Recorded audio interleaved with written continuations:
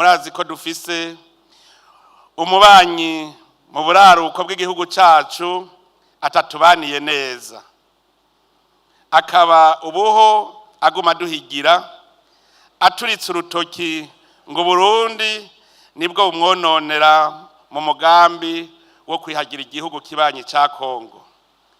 Ni nawe n'ubu adahengeshanya gushigikira abipfuriza nabo Burundi, ariko abimenye ko igihugu si cana, igihugu sabana, Uburundi n'igihugu kitavogerwa.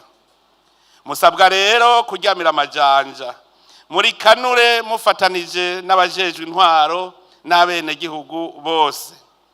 Ico tubemereye nuko natwe urwo rugamba tuguma tugwiteguriye mu buryo bwose. Ndabamenyesha ko n'abene gihugu bose barikanuye, uwuzohirahira agatera Burundi iyo ntambara azomenya ingene ayitanguye, ntazomenya ingene izohera.